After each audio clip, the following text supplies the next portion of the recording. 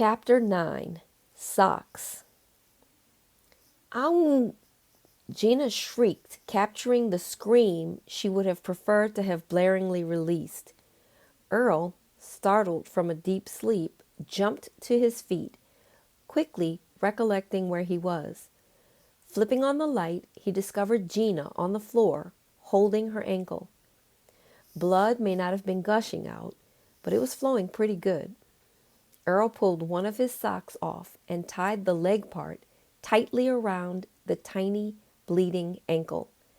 He then wrapped the other sock around the first, as he applied more pressure using his hand over the two socks. After a few moments, Earl unwrapped his socks from Gina's ankle, scooped her up, and carried her to the sink. He washed her ankle thoroughly, painted it generously with some of that mercurochrome, and covered it with bathroom tissue he had folded several times, taping it on with clear tape Bryn had on her desk. This should hold it until morning. What happened? Earl questioned. Gina said, I got up to go to the bathroom, and a piece of metal sticking out of the bed frame cut me as I got back into the bed. Bryn watched the whole show, not saying one word until all scenes were complete.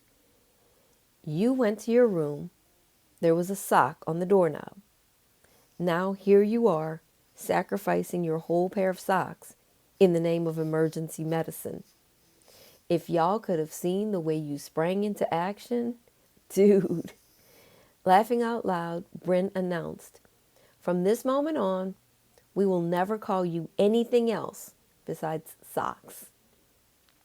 Earl, or Socks, looked at the bed frame and felt it up gingerly. The frame itself was made of metal and did in fact have a damaged piece that caused a sharpened edge. Concentrating on that sharp part, Socks grabbed the tape again and began wrapping it around the leg of the bed frame that had the sharp edge until no more sharpness could be felt. Gina had admired the sweet way Earl had about himself. She was impressed with how gentlemanly he responded to the sock on his door the night before. He came back to them asking if they knew dudes he could crash with. She wholeheartedly admired that. But then, as she noticed his large, strong, tan hands that had been wrapped around her skinny little ankle and were now repairing her angry bed frame, she knew she was totally enamored by him. Oh, brother, Bryn scoffed as she threw her head down into her pillow. Gina, you better take your tail back into that broken bed. Socks, you better get back over here back to back, head to toe. Gina stared at Bryn, fashioning a telltale grin, and asked, What? In a slow, high-pitched voice. Bryn rolled her eyes and said sharply, Turn that light off. Socks did as he was told and got into the bed, back to back, head to toe.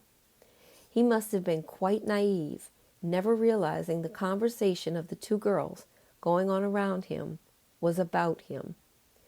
He didn't notice that Gina was over in her bed, totally crushing on him.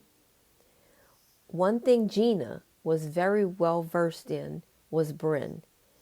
Gina knew with her whole heart that Bryn was not romantically interested in Earl. Yes, Bryn glared at him with wonderment and intensity as if he were a guru on lots of things, because maybe he was. His conversations were engaging, with loads of information people, especially newly independent college freshmen, just don't typically speak about. Yes, Bryn enjoyed him a lot, but Gina knew that Bryn was not interested in dating anyone, not even the phenomenal dude they now called Socks. Gina knew that Bryn had read her older sister's journal and learned things about boys that were unsettling to her. Bryn lost her best friend and Brian to each other at the same time, of course. Gina knew Earl would simply be a brotherly replacement for Brian in Bryn's eyes, as Gina was for the best friend Bryn lost in Shari. And at the same time, even though Gina knew hardly anything about men, she could see that Earl didn't look at Bryn in a romantic way either. Gina saw Earl as open game for the likes of only herself.